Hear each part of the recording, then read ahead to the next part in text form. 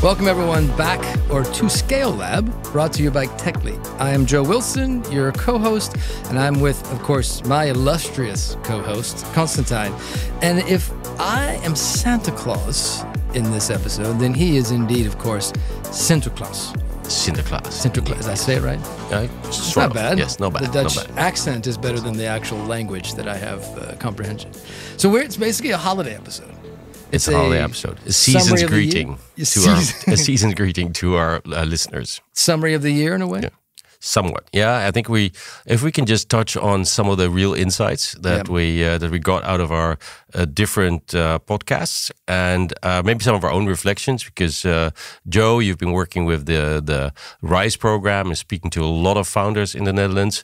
We obviously both have been very active this year in kind of identifying what some of the key issues are that we can support the community of entrepreneurs with. So we'd like to share them. And yeah, it should be good. I mean, there's been a lot of ground that we've covered in the course of what's now 13 episodes, 12 of which were guests. The first one, just the two of us talking to each other. It wasn't the most viewed or heard, by the way, surprisingly. No, so we're going to try that one again. Okay, we're going to try to do so better. So we decided to do that again. Yes. But what a lot of ground. What a lot of people. We had 12 guests, and we'll probably say thank you to them towards the end. And all of the topics you can imagine, I guess, in scaling, we've touched on once or twice. All initially limited, what I would think, a lot of them at least, were bound in the conversation in the Netherlands until we sort of broke it out of that. Yeah, we covered obviously investment strategy. We covered operations, hiring strategies, product market fit, leadership styles, and many other topics. Also reflections on what's typical in the Netherlands. And maybe actually we can start there. You are an embedded American in the Netherlands. You have seen quite a lot in how entrepreneurship and the tech scene in the Netherlands is evolving. Maybe you can give some of your high-level reflections on that. Yeah, I mean, I guess I should place the disclaimers and apologies up front for all the things I'm about to say. No, okay, wait, stop here. Don't apologize. We expect Americans to be direct. So we'll be brutish, don't be then. polite, be brutal. Yes. Yeah, so I'd say there, after this amount of time and our in-depth work over the last 18 months or so at TechLeap with RISE, and of course, our conversation we've had, I'd say I've got 3 or 4 areas of like really big frustrations and then 2 or 3 of pure delight. And I'm not trying to be nice. I'm just saying I don't feel like I have to balance it, but that is true. So I will start with the frustrations, not the delight. So one of the things that's, I'd say, bugging me, and I don't know the navigation around it, is the concept of ambition in this country. And by that, I have a couple of flavors of that. One is, I meet too many entrepreneurs who are afraid to think, oh, this is going to be a big thing, it's going to be global, and it's going to be a multi-billion-dollar enterprise. They're afraid, they almost think it's ridiculous to consider that as an outcome. And I'm not sure what drives that. But I guess in parallel to that, I run into people, like some of our guests, who are criticized. You know, they go out and they build something incredible, like certainly Dutch have for centuries in terms of their enterprises and shipping and everything else. And yet, as they reach some point, I don't know what the definition is, suddenly the people around them are saying, why are you so greedy? Why do you have to have so much? What is it? And so I don't understand this dynamic. Success is discounted or something. Yeah, they're fighting against their own culture in some cases when they're trying to go do something pretty extraordinary that can impact the world. And I don't know if this is some leftover from days gone by, but maybe I can return this question back to you and say these 2 things, this don't be too ambitious and the why are you so greedy, what's the source of this? I'm not sure I understand it. Well, I think it's a very fair point. Maybe it's smallish country, thinking global immediately, kind of conquering the world. Maybe you think in steps. That could be one. We actually have measured this, that the Dutch entrepreneur is typically less ambitious than many European counterparts, but we are more entrepreneurial. Funny enough, so we have more startups, and because we tend to favor independence and autonomy. So you become an entrepreneur to not be employed. And everything, if you grow, you decrease your autonomy and independence because you have more staff, you have more so you processes. Don't seem like the and you get an investor involved. So all of that are compromises on your independence. So if you building a big business is something else than being an entrepreneur and being independent. So independence as a cultural trait, which is I think really strong. Another one is we want to innovate. So we're very much on the conceptual side. That's what we like. But building a company is an organization, is different steps, is processes, and these kinds of things we don't tend to particularly like. So on the execution of that, there's much less enthusiasm. So we actually see that in the numbers. We also see that when an entrepreneur has done it before, so repeat entrepreneur, that kind of levels out immediately. And funny enough, we're seeing that in between men and women. Men are more bolsterous, I would say, more ambitious at start. But women that have done it before actually immediately come up at the same level as men and have that ambition. And so it is a lot to do with what you're actually saying. Fear of, or maybe the feeling that you don't believe you can do it. But once you've done it, that fear is gone, and then the ambition level is as high as in other places. You suddenly were without a salary position, and you got comfortable with this, and so you can take a chance. I guess it's also about how many people around you have done it before and can tell you that this is normal. I think in the US, you'll find a lot of people, or in a place like Israel, that have done it before and will tell you, you have to be much more ambitious because that's the way you're going to do it. So ambition is part of being an entrepreneur in tech. And it is also part of going out there and getting capital into your business and and which means you have to convince other people that what you're doing is super great and they will invest in you. And if you don't have people around you that tell you that's the way to go, but actually people that tell you, come on, keep your feet on the ground, don't thinking big, you're a dreamer. Why are you so greedy? Exactly. Well, greed comes later. So greed comes with success. You see that as like some sort of, that's a definition the culture would place on you later, not in the early days. No. I think the young entrepreneur, the startup, everybody loves. I sometimes use the image of you're Robin Hood at the beginning. Everybody loves you until you Underdog. and when you grow, you become big and you're successful, and then you become the Sheriff of Nottingham, and everybody looks just how rich you are.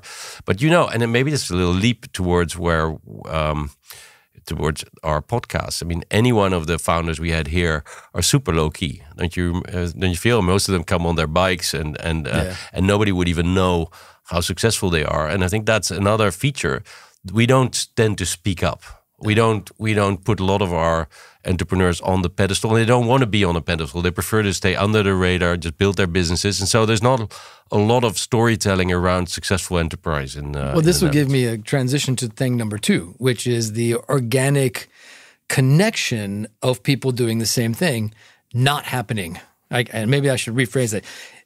The CEOs or founders of companies in other markets, take the US, take Israel, take UK, pick another example, tend to organically find each other and get together and sort of give up the whole competition question and just try and maybe it's therapy, maybe it's suffering, or maybe it's just getting the best ideas or not reinventing the wheel 2 times.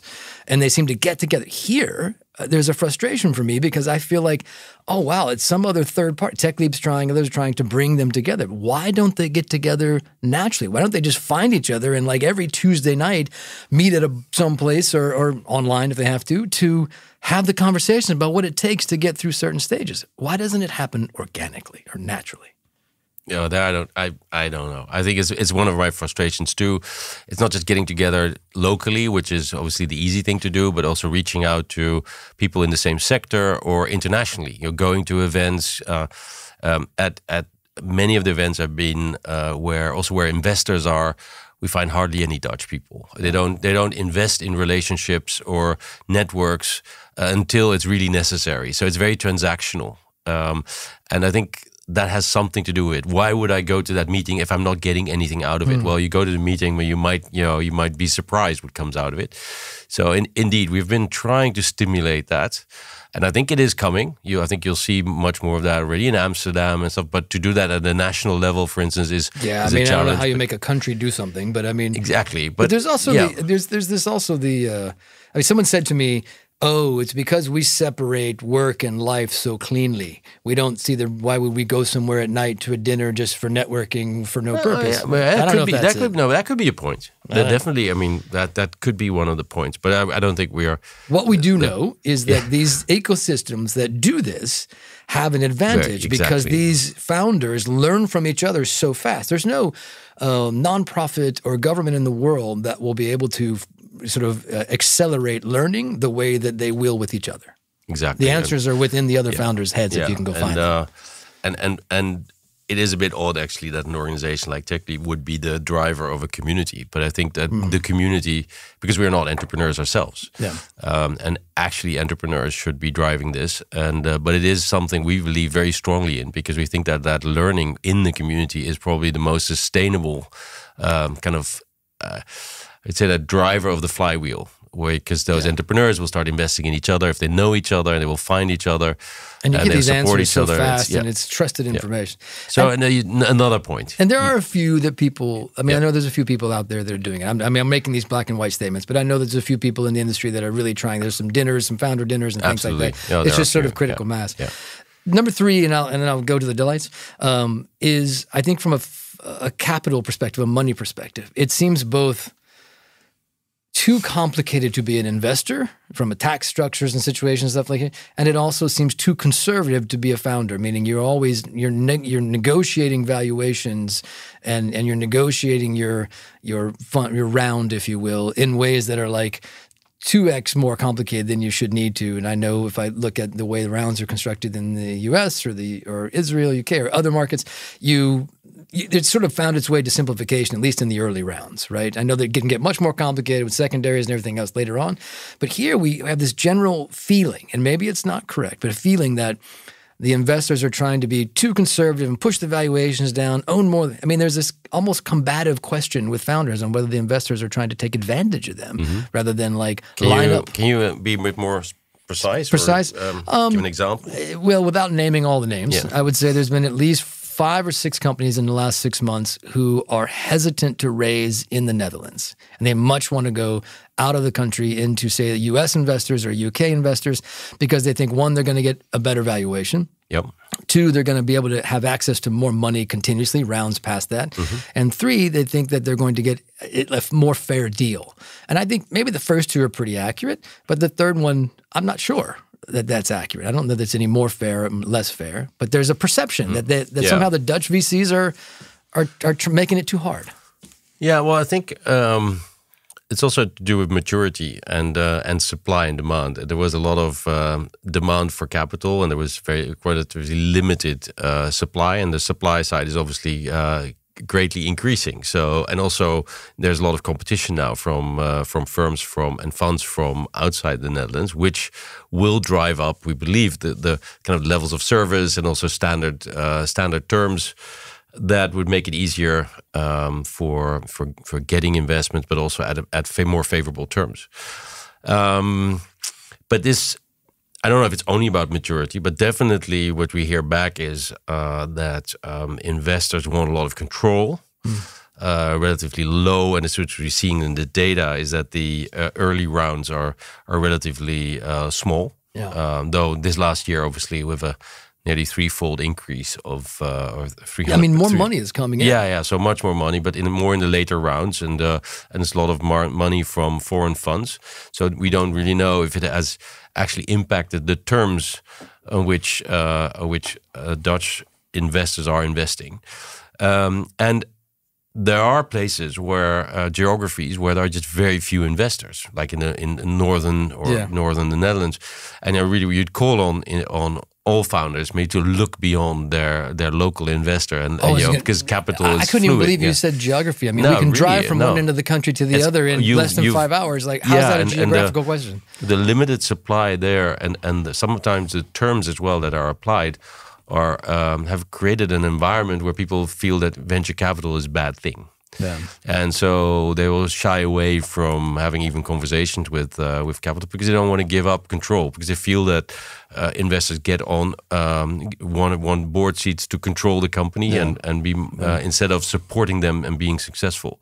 And this is something which I don't know if we can generalize. I don't know enough about how the situation is in other European countries. I assume quite a lot of that is there as well. I mean, where we're seeing venture capital sectors actually maturing. I would think that in Scandinavia and in Sweden especially, it's more mature and I think more supportive. I think Berlin area, Berlin and the UK obviously. Yeah. I don't know about the others if it's very different. Hard to say. I guess what I'm hoping is that we are able to convince both sides of this equation that there is something wonderfully great in it for them along the right terms. I mean, one of the issues I see is there's, at least with Dutch investors, there's quite a lot of tranching, and I think... that practice is something... I mean, this is really what we need to do is, and also founders need to speak up about this, is, we have to kind of identify what those practices are that you do not want. And actually the podcast was very interesting, I thought, especially with Pieter van der Does, where he was saying about, that the terms are more important than the actual money. It's, you have to enter in a relationship with your investors and know that you are aligned on purpose as well. Otherwise, it will cause a lot of stress. And I think many of the founders accept terms that are not favorable and go for money in that phase without thinking about the consequences and the consecutive rounds that they'll have to enter into and how they're teed up for that. And I really do think that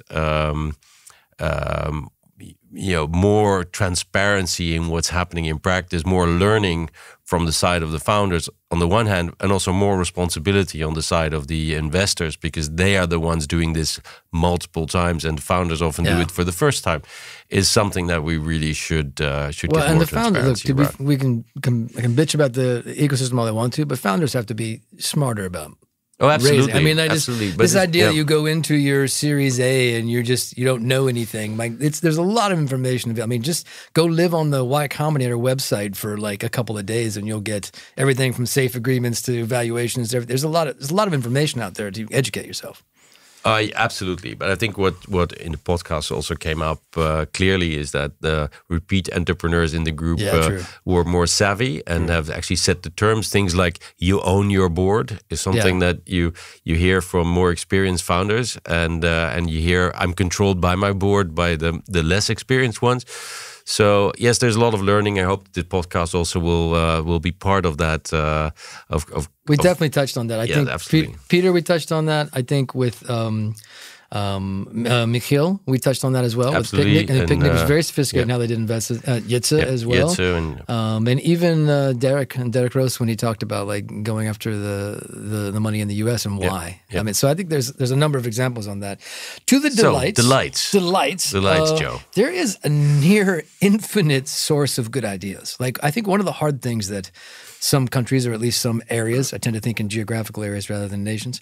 It's like how many things are unique or different or possible. But we've got a deep tech sector, we've got bio, we've got sustainability, and we've got universities that support those with quite a lot of investment. And then we've got a remarkable SaaS. There's this sort of boom in what I would call middleware. Like there's companies that come in between major retailers and their logistics or supplies or returns or things like that.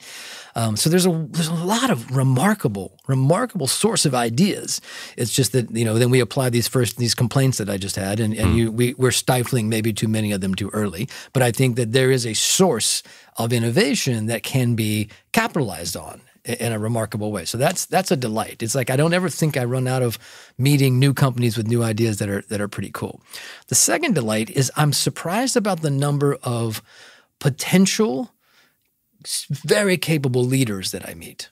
So if I just took 25 companies that I would meet in the US and I took the individuals leading them, like somehow on a 50-50 basis, I kind of think regardless of how good the idea is or how much money they have, they're not going to make it because the person leading it just won't be able to go far enough, or they can't grow far enough.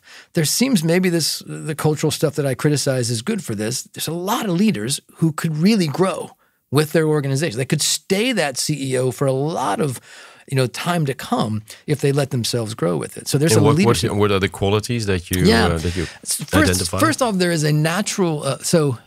As long as you don't take it too far, there's a consensus building. So in other words, there's a democratic approach to running a company, which is really I think a more modern approach to leadership. It's when we believe in the talent of the individuals in our organization and we want to grow that. And there's something natural about the Dutch way of doing things that looks at the people and says, well, these are smart people. Let them do them smart things. So that's one.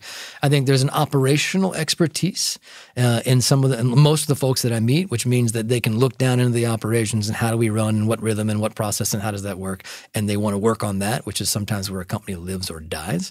And then I think at the very least,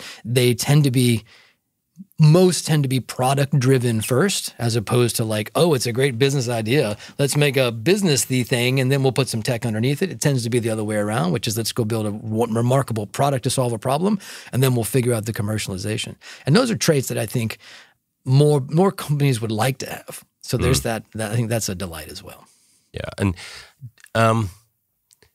we discussed this as well about the techiness of founders. Yeah. And typically, with Ali obviously being, coding himself, and you find more, and Robert, and you seem to find more of that in the US and in Israel, where the founder itself is the tech guy or girl, where here often they are more on the business side of the...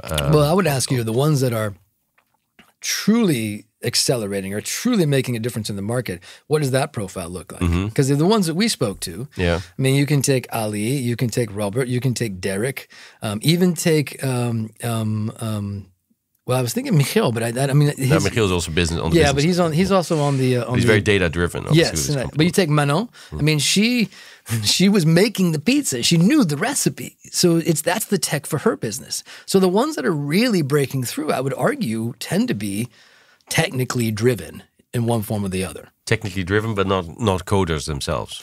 Yeah, and I'm not sure that coding is the definition of tech anymore. No. I think coding is a means to an end, but the comprehension, understanding, and appreciation of the technology itself is what I think is you can take Peter. Peter says he doesn't write any code, but he is so focused on the role that technology plays in Adyen, right? I mean, they want a coder or an architect at the board conversation. So their value of the technical side of the equation. Yeah, and that's very much the same at Bunk. It's very much the same at actually all the companies we spoke to. Obviously, Picnic calls itself an AI company because it's so key to what they're doing. Well, and because of this, these companies that we speak to, what else is possible for them? You could take, I mean, Picnic is doing, they're doing supermarket, they're doing groceries, but I mean, it's a remarkably intelligent logistics system. They can do whatever else they want to with it. Bunk is probably something more than a bank someday. I mean, you could pick a lot of these companies and they have,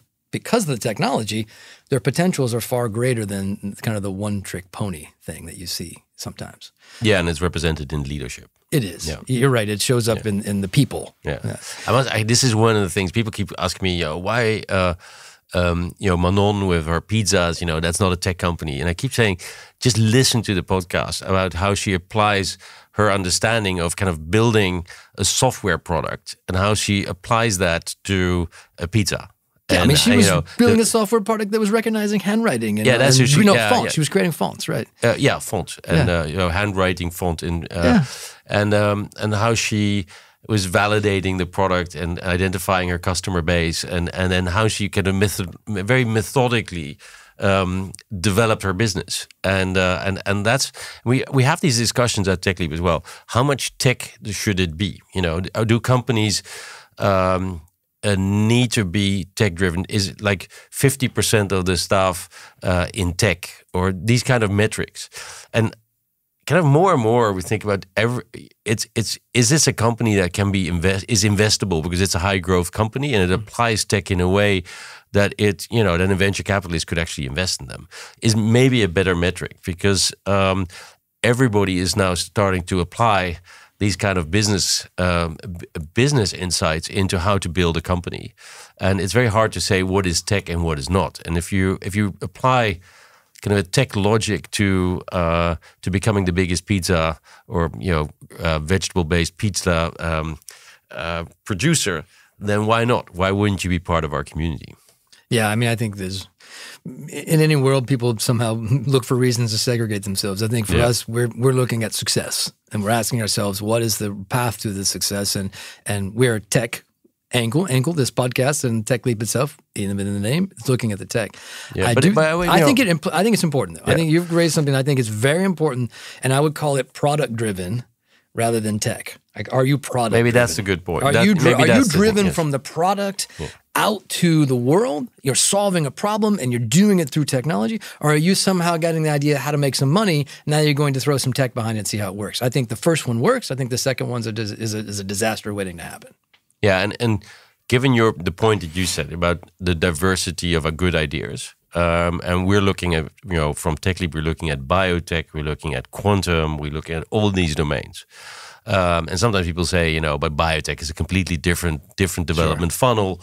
You shouldn't include it. But we think it is all tech, because the ones that are successful do apply the same kind of logic, and as you said, are very product oriented and always kind of going towards serving that customer.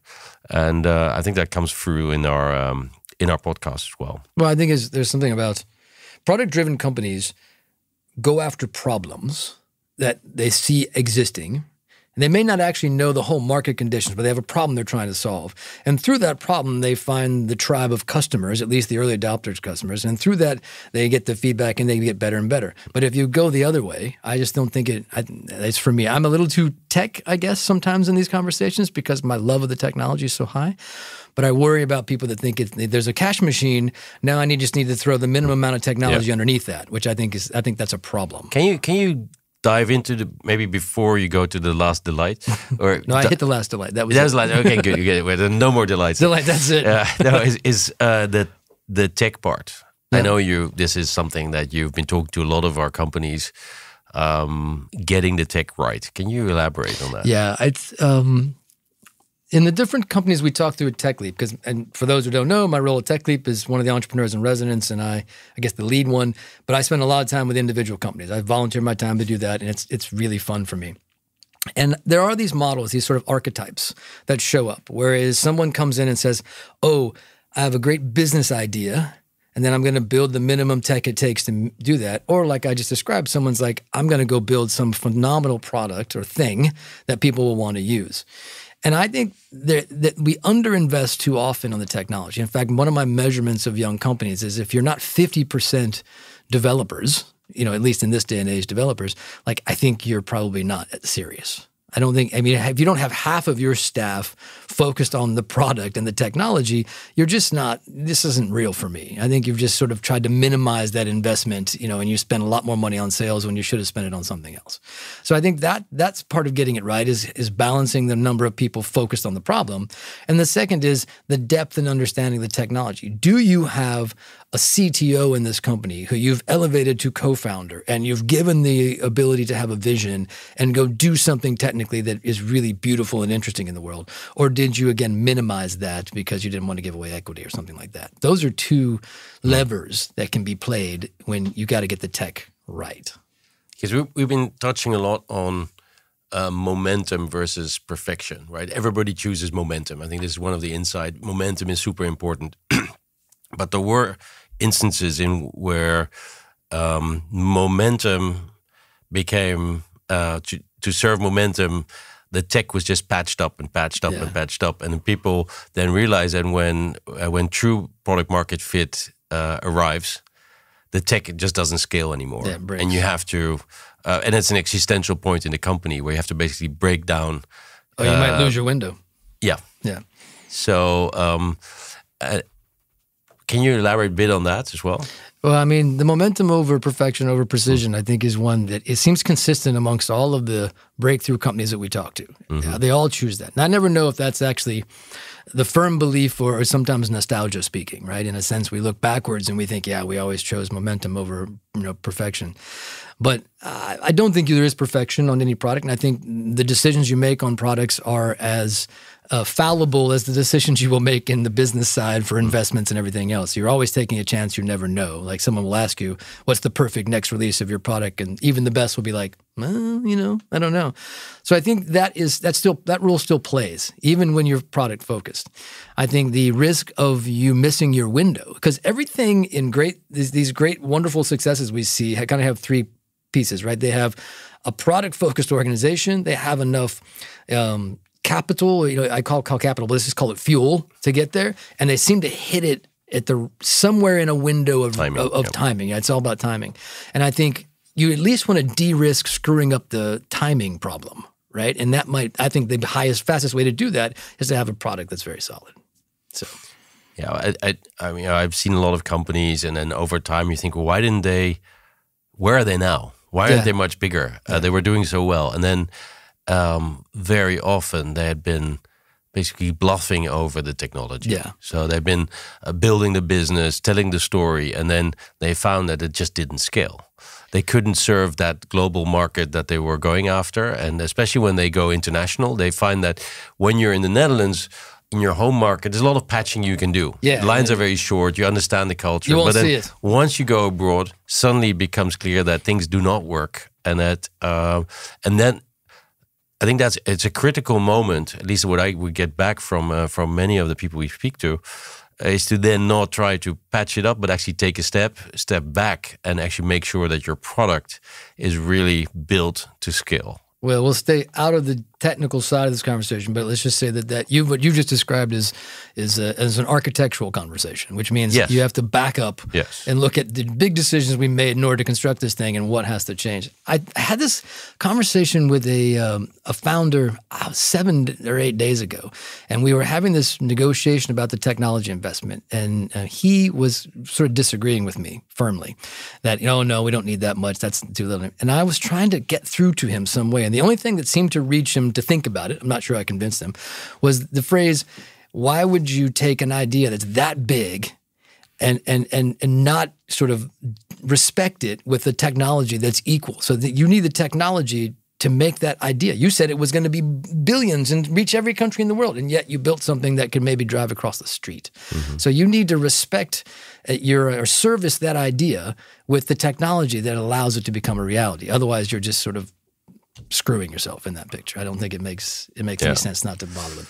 Actually, Joe, yes, I think I do have a not so good aspect of the Netherlands that you didn't touch on and we didn't discuss a lot. Let's hear it. So you forgot about it. I will then defend it. Go ahead. No, you won't. You won't in this time. It's diversity. Yeah. I think diversity and inclusion of the whole population of active in tech is very skewed towards young male, and mostly white. And we have discussion about this. Obviously, in the different programs we have, we actively try to support diversity and inclusion, and we find it pretty hard. We also know that an inclusive culture that drives towards diversity is very beneficial for the company as it grows, because you have a bigger pool of talent that you can address. Also, you'll need it once you go beyond the Netherlands. You'll probably need to attract foreign talent as well. And if you have a completely Dutch white male culture, it's very unlikely that you'll succeed at that scaling phase.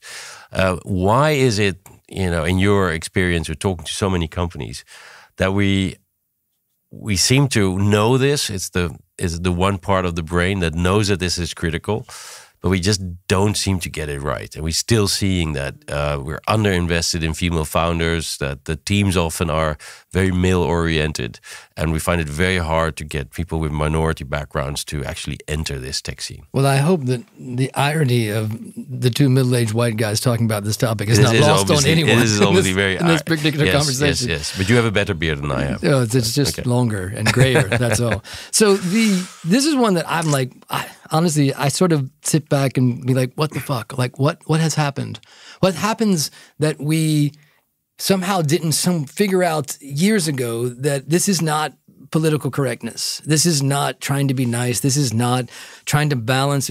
That's all the bullshit stuff that comes through. What this is freaking brilliant business strategy. What we know statistically, globally, whenever there is a balanced team, gender diversity as a minimum and then other diversities beyond that, they outperform the other teams. So I want insurance for success. How do I buy that insurance policy? Well, I balance the team. I mean, this is one of those like basic phenomena that people understand if they've been doing this a while. But somehow here, I don't know how or why, we are holding female leaders back. I mean, you know this as well as I do. We have looked on this program to find at the equivalent level of success, female leaders to be. It's not that they don't exist, but in our tech space, we have struggled to find someone that had the same level of success.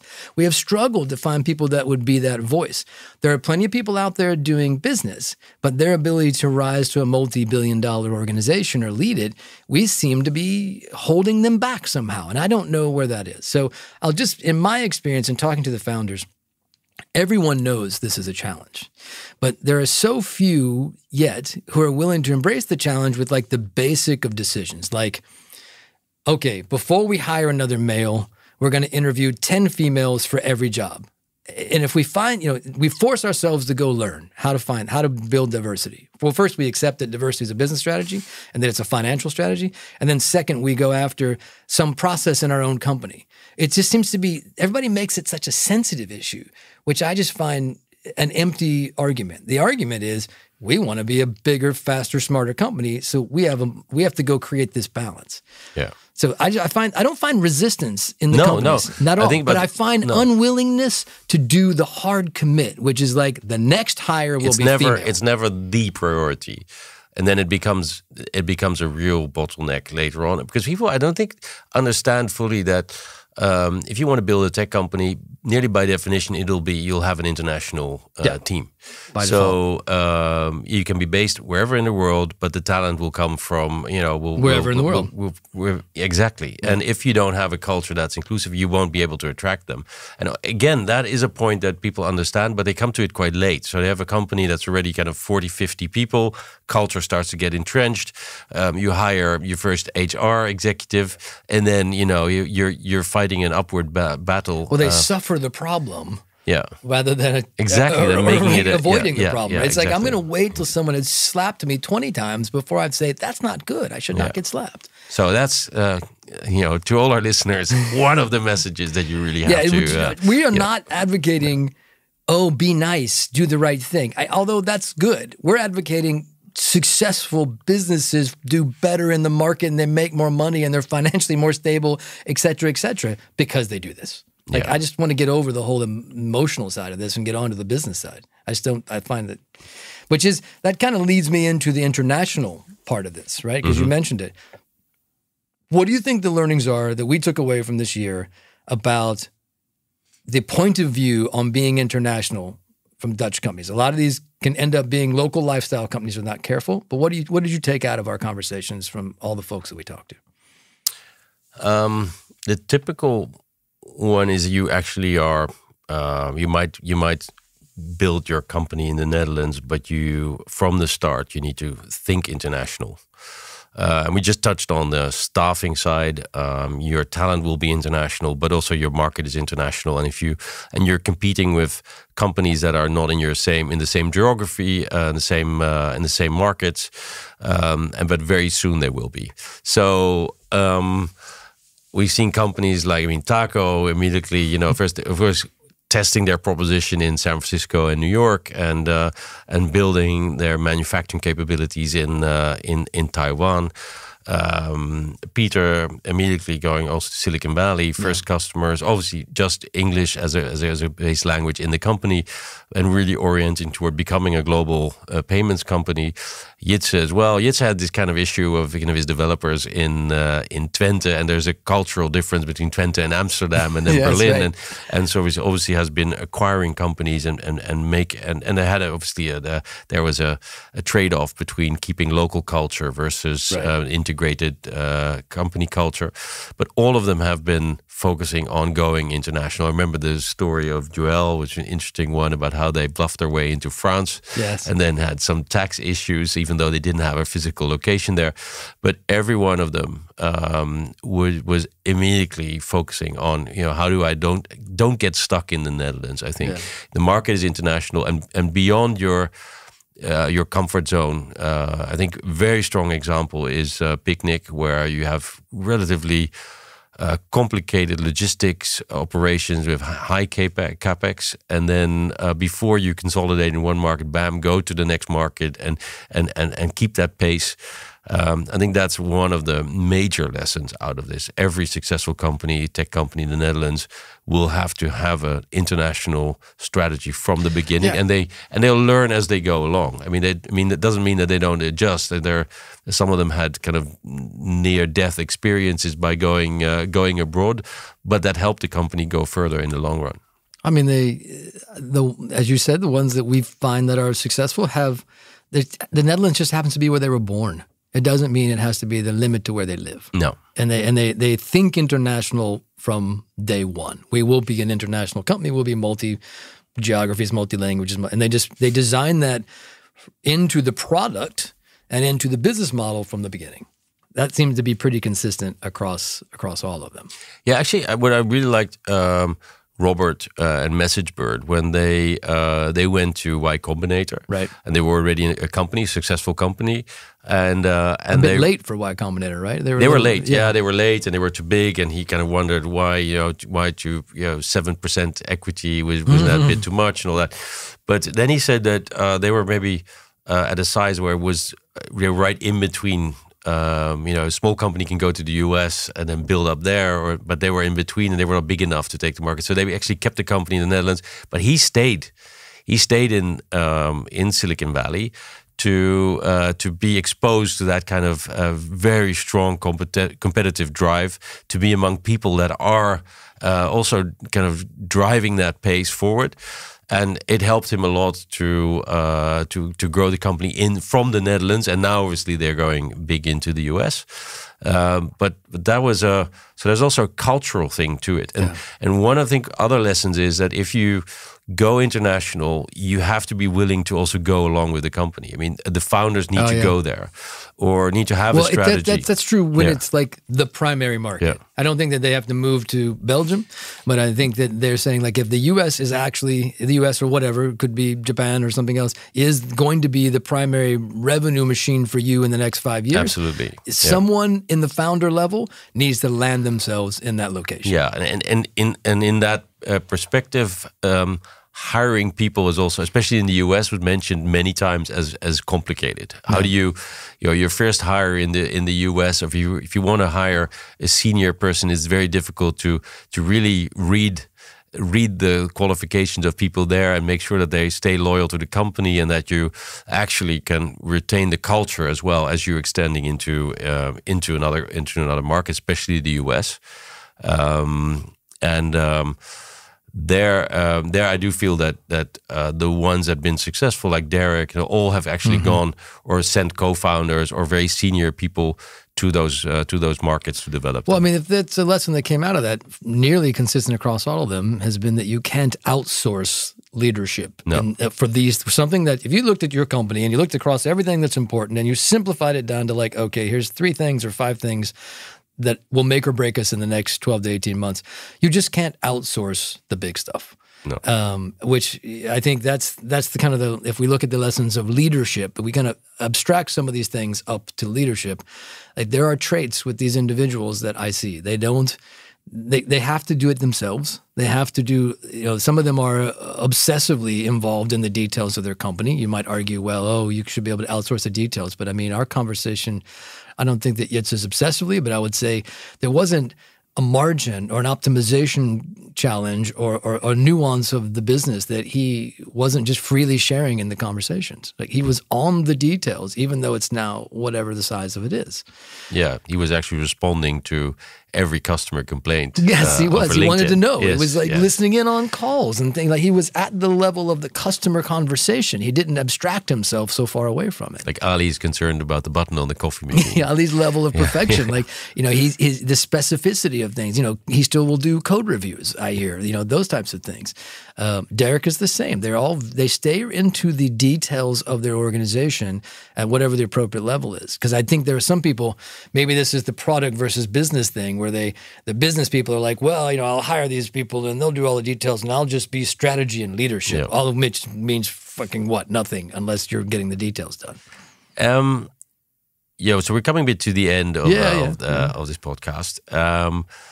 maybe we should just share some real insights of this last we could make our year. like, top 5 to 10, 5 to 8 list. What would we say we Whatever, took away? Just let's shoot a few insights back and forth. Okay, so from the conversation today and from the learnings, I'll put one on the table, which is I think that the technology matters. I think that you can't escape being product-driven, product out. So I think that's one I took away if I just collectively look at the big stories.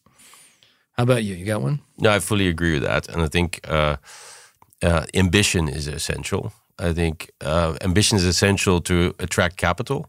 It's essential to grow your business. And if the ambition isn't there, you can only jump as high as you can believe you jump. So if you set the bar low, you will never go high. And you actually mentioned this a number of times. I've heard you say if you set out to build a skyscraper, you don't build a house and pile different houses on top of each other. They're very different plans. Yes, the house exactly, and the skyscraper. Exactly. So that's really important. And then once you do that, your operations, your execution, details, metrics, all of that needs to be aligned and with that ambition. And don't be afraid of it. Yeah, don't be afraid of that. Yeah. I think leadership is I think the CEOs of these companies have learned somewhere along the way that they have to become masters of managing performance, leading, not just not just sort of like the operational stuff, but they have to lead the company, and that involves making everything as simple as possible. I think there's all this complexity that comes in organically, and these leaders that we're meeting, the ones that are successful, are simplifying their companies. They're not complicating them. They're really trying to like squeeze the complicating things out of them and get it down to like, all right, we got 5 things to do this quarter. Everything else is stupid. Let's just do those 5. I see that as a consist. So that one, the simplification of the leadership element, I take away as like very, very important. Yeah, for me, so funding is really important. I really like the idea that funding should also be simple as possible. The lesson of Peter to have basically one set of terms for all your investors is really strong. That's quite a luxurious position, but they did it. Don't give them board seats was another one, or choose your board to be supportive of you and your growth plans. So, and I think I see earlier stage companies than the ones that we've been talking to, the value that experienced angels can actually bring. Yeah. It's beyond the money. In terms, it's way beyond the money, but it's also supporting the founders in developing their investment strategy. And that's very often overlooked. Strategy comes afterwards. It's getting capital, but not how do I develop a strategy? How do I choose my investors so that it's not just for this round, but also the coming rounds will be covered? And what is the vision of the founder? Where the company will be going. Are you going to IPO? How big do you want to grow? Just having that vision. And we find that when we ask companies that are a bit earlier stage than the ones that we've been talking to in this podcast, we often find that they don't really have a clear vision of how big the company should be. It's almost growing. like sometimes they've forgotten that they're going to take money, which means someday you want to pay back a return. So there must be something that occurs. You can say you're going to IPO, but be definitive. Tell people what it is you have in mind. I think your point about vision is a big one. And being clear on what it is you're building. Mm-hmm. Don't tell people what you're doing. I make widgets. Well, what am I building? I'm building the world's most effective, largest widget machine, and it's going to go do X, Y, and Z. That's a different thing. Yeah. I think that's in your point is about smart money. I think I will throw in. I think that as much as I sort of talked about CEOs and maybe not being in operations, what I also understand is that operations make or break businesses. And I don't mean, I manufacture something. I mean your ability to set up a rhythm of the business, to establish how you set priorities, to know how you communicate things, to just take the internal workings of your organization and make it simple and clean and, not spend a year trying to understand OKRs and stuff like that. Like operations will make or break. And the sooner you or someone you trust is a master of those things, then you're ready to scale. Because actually, until your operations can scale, you might be able to build a product that'll go to 10 million users, but you can't support any of them. Yeah. type. So operations make or break. Yeah, and linked to operations, a lesson from, when we would try to probe Peter on, what's the big, you must have made a big mistake, or which failure do you still remember that was important to your company? He kept saying, no, we didn't make big mistakes. We try to organize ourselves to make many small mistakes. Yeah. And I think that's a discipline, a very operational discipline, is to force yourself to take risks, but to take them in measured steps and organize that into your company. So. Well, I don't know. Are we contradicting ourselves with be ambitious, don't take too big a risk? How do you avoid that from being a conflict of interest? No, because you're not dumb. I mean, you are also always kind of managing risk. And there might be big steps to be taken, but you can divide them up in little ones.